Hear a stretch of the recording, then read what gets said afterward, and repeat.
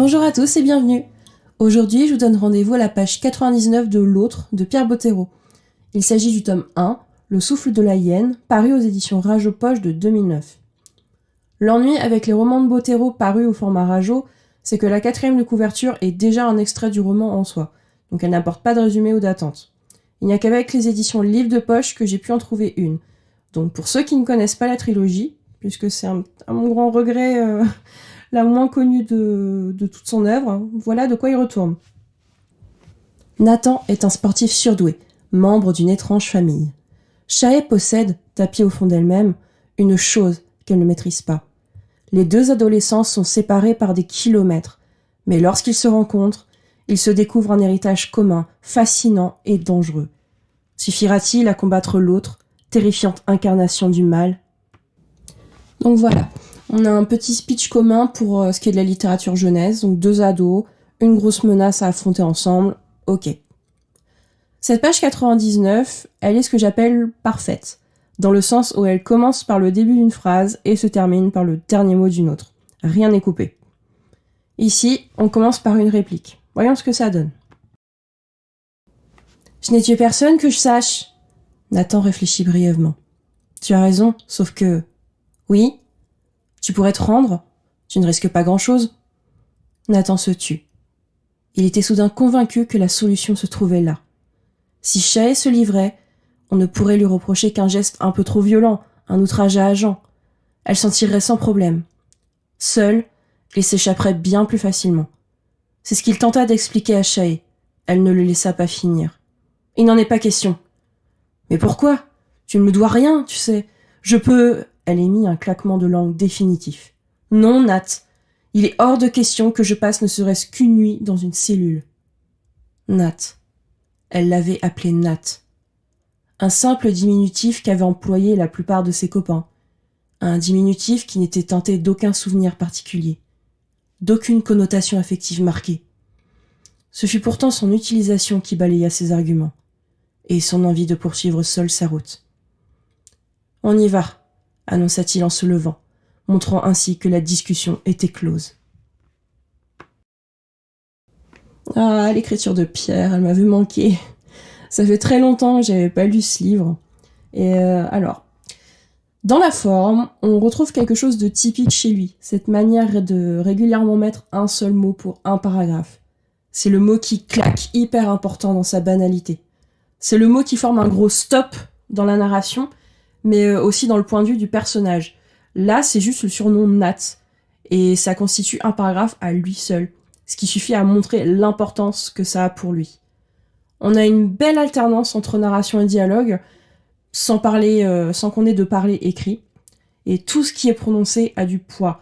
Et c'est pour ça qu'il ne s'embête pas à refaire une phrase pour que Nathan explique à Shae le chemin de sa pensée. On s'en fiche de la manière dont il lui dit au fond, puisque nous, en tant que lecteurs, on sait de quoi il est question. Le rythme est bon, des phrases qui cognent au milieu de phrases plus serpentines, des mots justes, sans adverbe inutile, mais ça va souvent de pair. Quand on utilise des mots précis, on n'a pas besoin de les nuancer avec un adverbe. Bon, confidence, là, c'est un petit peu l'autrice qui parle. J'ai envie de dire que je suis biaisée, parce que je connais le style par cœur, et en même temps, je trouve que cette petite page 99 est très représentative de l'ensemble. Même dans le fond, les interactions en montrent tellement. On a ce personnage qui fait une fixette sur un définitif, en somme toute lambda, mais qui prend le dessus sur tout le reste, sur un esprit qu'on a deviné très logique et pragmatique. Ça le rend humain, sans pour autant verser dans le sentimental ou se vautrer dans un début de romance. Ça ne réveille rien de romantique chez Nathan, et c'est pas tant le fait qu'elle l'appelle Nat qui est important, mais le pont que ça semble créer entre eux deux. On a une bascule qui se forme dans son esprit. Il passe de la réflexion solitaire à une réflexion à deux. Il ne dit pas que c'est son ami, ni qu'ils se connaissent depuis longtemps. Le petit bonhomme doit être très seul et en fuite, de toute évidence. On apprend là aussi que Shae a fait quelque chose d'assez grave pour mobiliser la police et risquer une garde à vue, ce qu'elle ne veut pas à tout prix.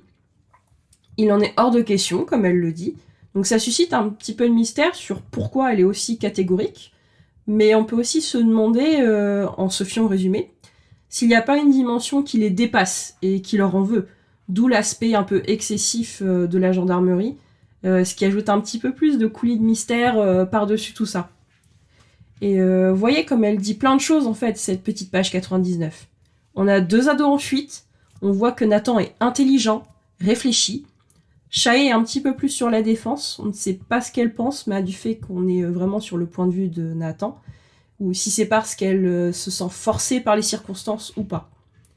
C'est bien écrit, Bottero insiste sur les bonnes choses, il sait gérer ses dialogues pour les rendre efficaces, il sait gérer sa narration pour la vallonner, lui donner du relief.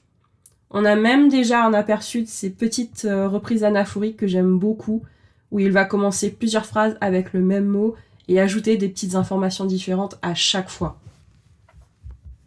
Maintenant, de manière totalement subjective, je dois avouer que Pierre Bottero, c'est l'auteur qui m'a fait battre le cœur pour la première fois en lecture. Avant, j'aimais bien lire pour l'histoire, mais avec lui, j'ai aimé lire pour les mots. Au-delà d'être touchée par ce qui se passait, je l'étais par la manière dont c'était véhiculé. Un peu comme une scène de cinéma. Selon la lumière, la musique, l'angle, le ressenti et le résultat sera complètement différent d'un réalisateur à un autre. Et là, ça a été mon coup de foudre littéraire. Je crois qu'encore personne à l'heure actuelle n'a su le détrôner à mes yeux. Peut-être Leigh Bardugo dans une moindre mesure, mais pas au même point que lui. Il y a une telle poésie dans sa manière d'agencer les mots qu'il pourrait parler d'une mouche qui se cogne contre une vitre, que ce serait quand même beau et intéressant à lire. J'ai un seul regret avec Pierre. C'est qu'il est décédé en fait 6 mois avant que je rencontre son œuvre. Je n'ai jamais pu lui dire de vive voix dans un salon ou je ne sais quoi, dans une lettre, ce que ces livres ont pu représenter pour moi. Sachant que je les ai lus pendant une longue hospitalisation où j'étais un peu seule et loin de ma famille. Donc j'ai saisi l'ampleur de ce manque quand j'ai su que C.S. Pacat, qui est l'autrice de Captive Prince et Dark Rise, pour ceux qui connaissent pas, était de passage en France, au Salon de Montreuil pour la sortie VF de Dark Rise, justement. Rencontrer cette femme, l'autrice d'une saga qui m'a profondément touchée, ça a été merveilleux. Je serais allée jusqu'à Marseille pour la voir s'il avait fallu, et je ferais pareil pour Leigh Bardugo et Cassandra Clare si ça se présente.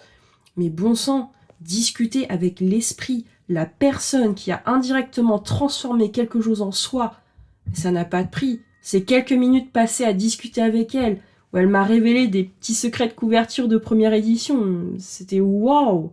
J'ai aussi eu la chance de pouvoir dire à monsieur Eric Lhomme, que j'ai connu grâce à Pierre Bottero, puisqu'ils ont coécrit la saga A comme association. Allez la lire parce qu'elle est trop bien.